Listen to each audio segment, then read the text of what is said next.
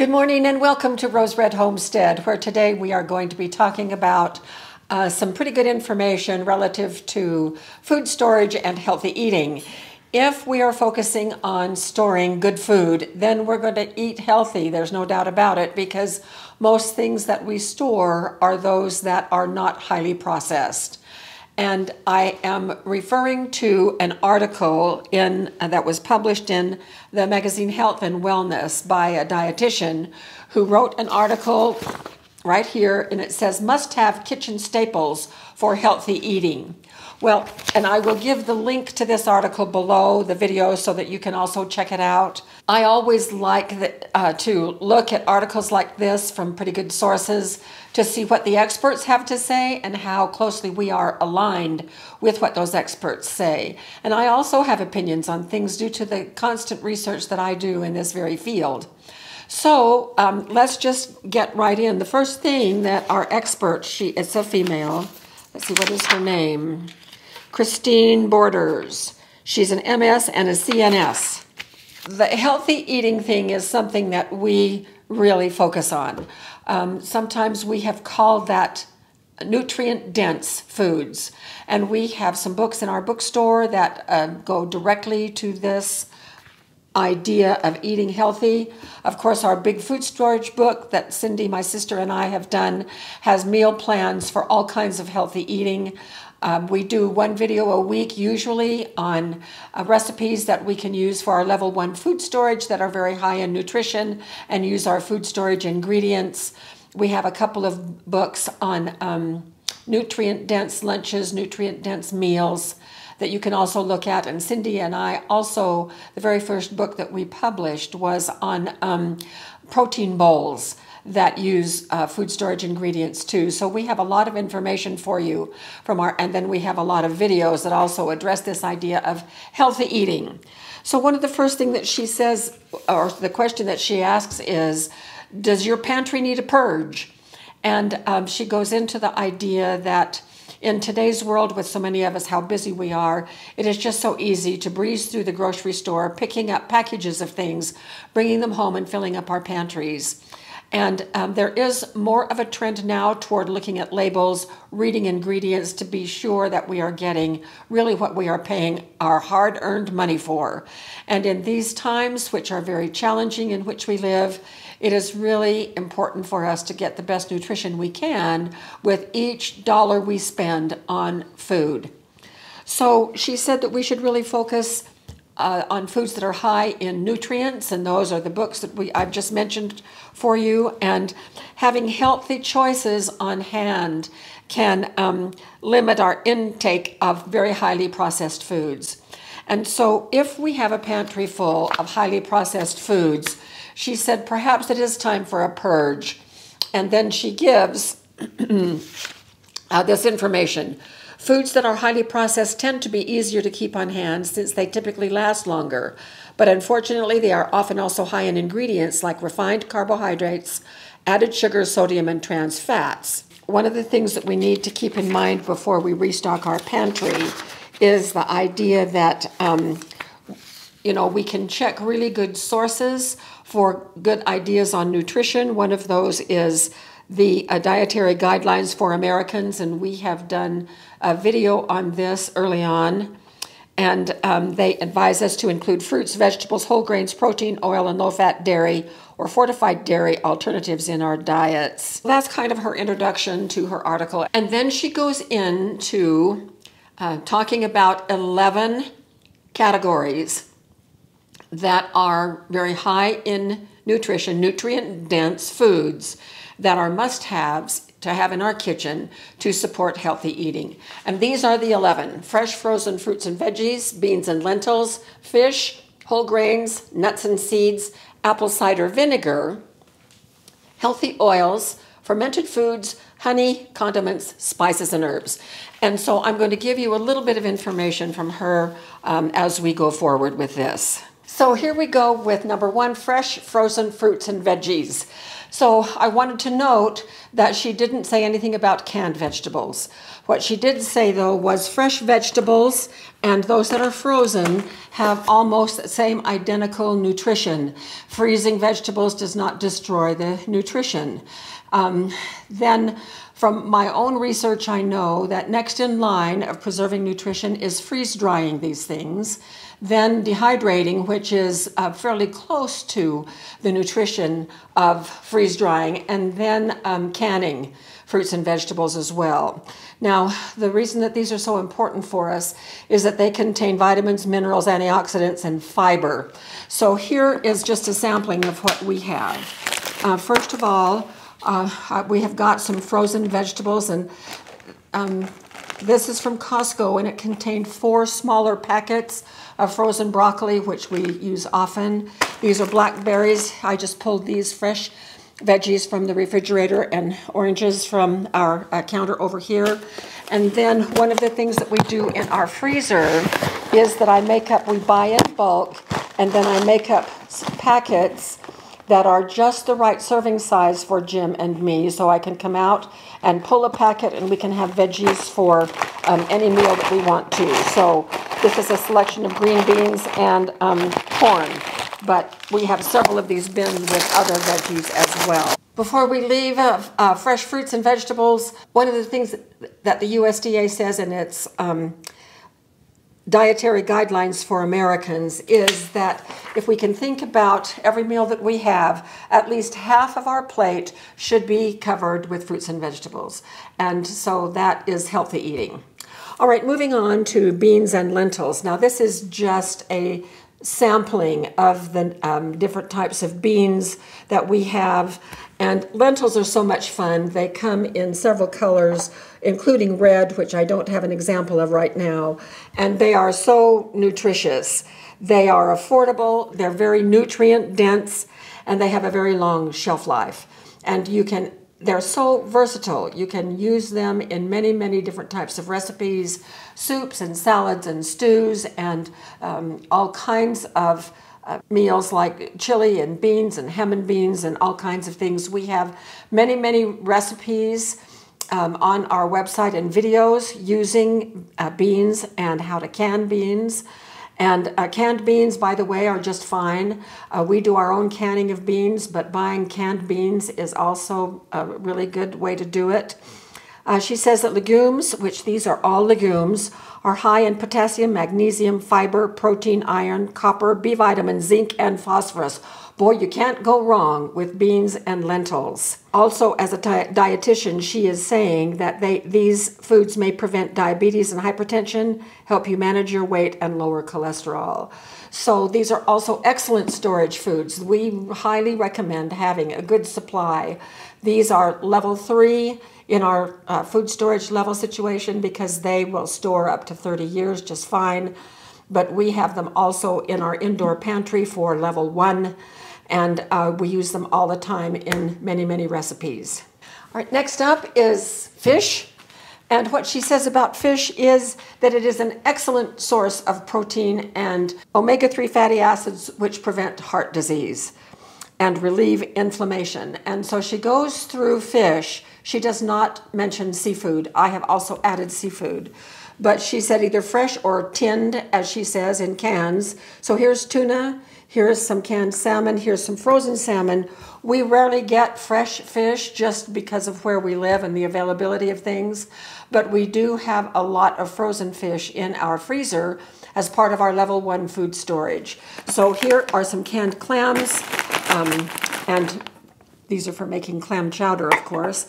And then here is a bag of jumbo frozen shrimp. So fish is another very nutrient-dense food. Well, here we are with whole grains, one of my personal favorites since I was a child. And our food storage is filled with whole grains. I also, as I found this article, was looking at other articles that are very similar from trusted sources. I never go to social media to get my information on things. But my trusted sources, every single one of them mentioned how healthy whole grains are. And whole grains include the normal things that you would think, which is this is rye and wheat and quinoa. This is barley. There are others. Some of the others that she mentions include farro, bulgur, buckwheat, oats, spelt, and there are really a lot more of these as well. And they are so nutrient dense. The reason that we really like them on our channel is because they are very much an important part of our food storage. We have a lot of these whole grains stored in our level 3, and then of course we bring them into our pantry so we can have access to them for level 1 food storage. And they are a great way to boost our fiber intake. And she says they even help reduce your risk of inflammation and type 2 diabetes. So one of the things that we do is we have lots and lots of recipes. We have an entire bread book that uses a lot of whole grain recipes there. We have a grain mill so that we are very versatile with our grains. We can grind them into very fine flour or crack them for cracked wheat cereal. And so if we are thinking in terms of long-term and good health, a good supply of whole grains with the right equipment to manage them for their versatility is really a must if we are working on our emergency preparedness. Next up are nuts and seeds. This is also a very, very important category. These are very healthy foods. She says that they include unsalted almonds, peanuts, walnuts, sunflower seeds, cashews, along with organic seed or nut butter, such as almond butter, peanut butter, great choices for a healthy pantry. The one caveat with nuts and nut butters is that they do contain a higher degree of fat, and so we must really watch our intake of these so that we don't build up too many calories. So we need to really watch our portion size, and we should focus on, now these are just plain, and so they should be organic, low sodium, no sugared, and these are also part of our level 1 food storage. And we don't buy these in huge bulk amounts because they have a tendency to go rancid. So we do have some in our level 2, which is 1 to 2 years worth. We keep some in the freezer, but mostly they are level 1 foods that we focus on. So what I have pulled from our supply is pecans, cashews, walnuts, and then some chia seed. Next on our list is apple cider vinegar. Apple cider vinegar has lots of dietary positives associated with it. Some studies have shown that it has a positive effect on fasting blood sugar for those people with type 2 diabetes. And also it has the potential to improve glycemic control. It may also have anti-inflammatory properties, along with anti-diabetic and antioxidant effects. Once it is opened, like this one is, we just finished using one like this, but this one has been opened. It's good on our shelves for a year or even longer. Now, given that this vinegar is especially good for our pantry and for healthy eating, there are many other uses for vinegar, for white vinegar, as well as apple cider vinegar, and then other specialty vinegars in our diets with salad dressings and so forth. We have a video, and I will link it at the back, called Why Store Vinegar, and it goes into some other aspects other than dietary if you are interested in that as well. Well, here we are to kind of a controversial member of our collection today, and that is healthy oils, because there's lots and lots of opinion out there, especially on social media, about what healthy oils are. Now, if you turn to valid research, and from places including Harvard Health, which is part of Harvard University, and the research that they have done, along with other sources, there are 2 that top everybody's list in terms of healthy oils, and that is olive oil and avocado oil. Almost everyone also includes canola oil. And here's where some of you right now are just shaking your heads, because we have had a lot of pushback from many of our viewers on canola oil and how awful it is. Well, it depends. It depends on what you are looking for in terms of a healthy oil, because oils are used for so many things.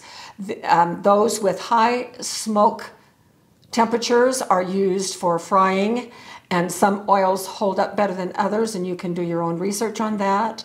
But also know that when oils are heated, they change in composition to include some things that are not really good for us.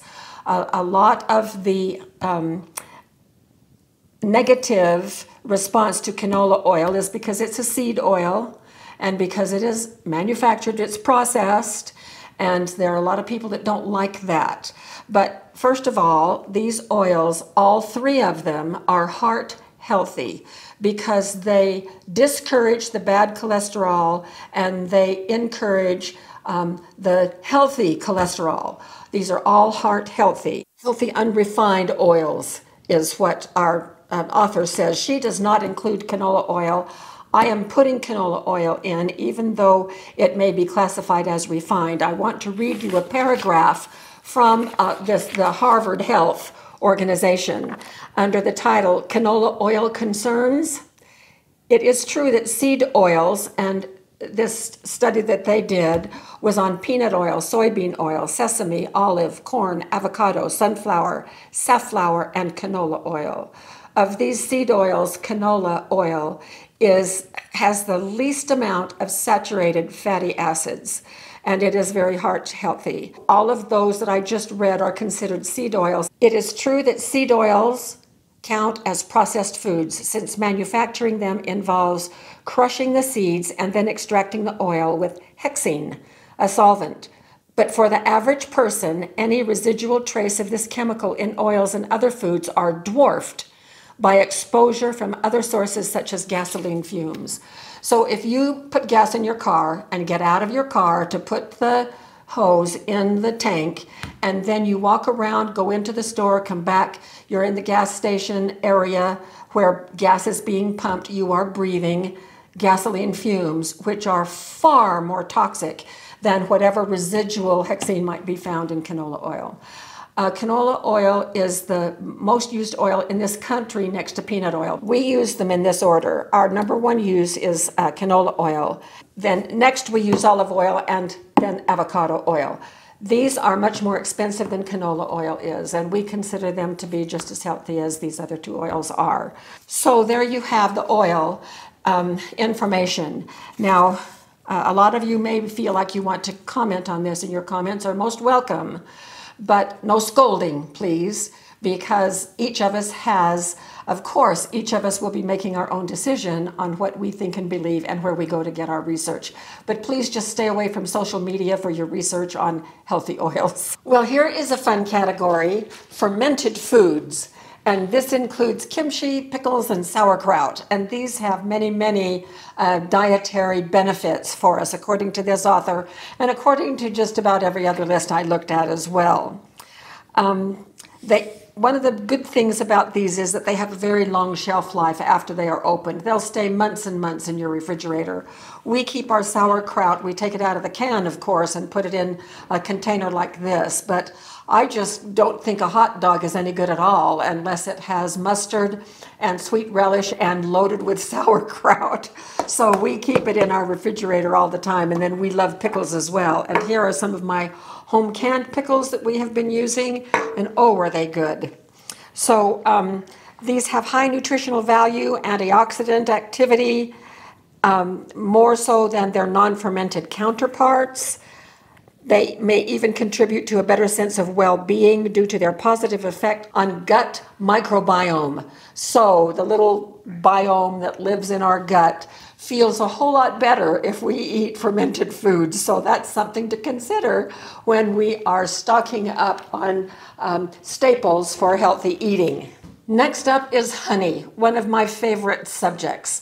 I was a beekeeper for over 40 years. I started way back in my 30s and have had beehives almost all the time. Took time off to go back to school for a little while, but then once we moved here, we got another 30 hives and kept bees until about 5 years ago, when the weight of those big boxes filled with honey and the heat in the desert just became too much for us as we aged. And so we gave our bees to our children, and they are keeping them going. So these 2 jars of honey are from our own bees, and we extracted this honey and bottled it ourselves. This little jar was given to me when I taught a bread class, and right here in our home, as a little thank you for doing the bread class. And this is from a beekeeper, and she wanted to know if I could identify the plants from which the nectar came that made this, that turned into this honey. It's a very strong honey, so is ours, and pretty much it's rabbit brush from around here. But honey is a great natural alternative to refined sugar, our author says. It provides amino acids, protein, enzymes, essential minerals, and vitamins, and polyphenols. And it has been shown to protect against obesity, diabetes, a lot of other things as well. But we need to remember that it is a sweetener, and so we need to be sure that we don't overdo it, because there are lots of calories here. We always recommend that you go directly to a beekeeper to get your honey. I know in some parts of the country that's completely impossible. And so we're just all on our own when it comes to things like that. But just know that there are some people out there who like to adulterate the honey and sell it as pure honey. But we love our honey, so we're glad that it made the list. So here is just a selection of condiments I pulled from our refrigerator, things that we use quite often in our recipes. And she says that condiments such as these are a must-have in our pantry, so that we can add additional flavor to all kinds of foods. And there is a bonus with some of them in that they have high nutritional content. She points out in particular mustard, because it very often has turmeric in it, and also tahini, which is made of crushed sesame seeds.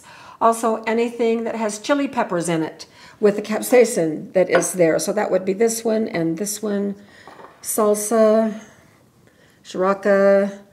All of those have some high nutritional value because of some of their contents. The one thing that we need to be a little bit careful about is the sugar content.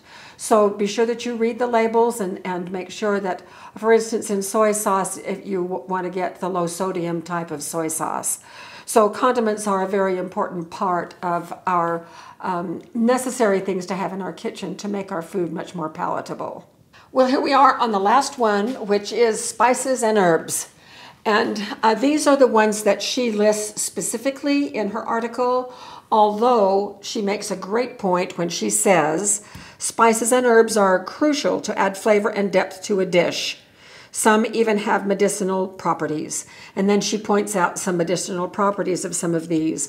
But of course, there are dozens more. My cabinet right up here is filled with spices and herbs, and among a couple of other things too. But they are absolutely must be part of not just our staples for healthy eating, but also included in our food storage for long-term use in case things go south. So we all generally buy the larger sizes of spices, and then we keep an extra set of pretty much all of the most popular ones that we use. These are the ones that she talks about that have medicinal properties. Cinnamon, antioxidant and anti-inflammatory, may play a role in preventing diabetes. Black pepper may have a positive effect on blood sugar levels. Oregano has antifungal and antibacterial properties and acts as an anti-inflammatory. Ginger is known to be effective as a treatment for nausea and may also lower blood sugar levels. And of course that leaves out turmeric, but we all know that turmeric has many advantages as well. And then sage is the other one that she has mentioned as well. And I have not done studies on the medicinal value of sage, but this is just a sampling of the spices and the herbs that she recommends, and then we have many, many more. So this little article has been a good one for us to review and to purge a few things from our pantry. But we're in pretty good shape in terms of avoiding highly processed foods. We need to be better. I love potato chips, and so I'm trying to cut myself off from those. Those are not good for us, and I know that. But, you know, we're human, and we have likes and we have dislikes. And so we need to be sure that we just are true to ourselves when we are thinking about how we're stocking our pantry. The bottom line is all of us, I know all of us, want to do a better job for healthy eating. And this is just a reminder of some things that we can focus on. So thank you so much for joining us today, and we will see you very soon for more videos.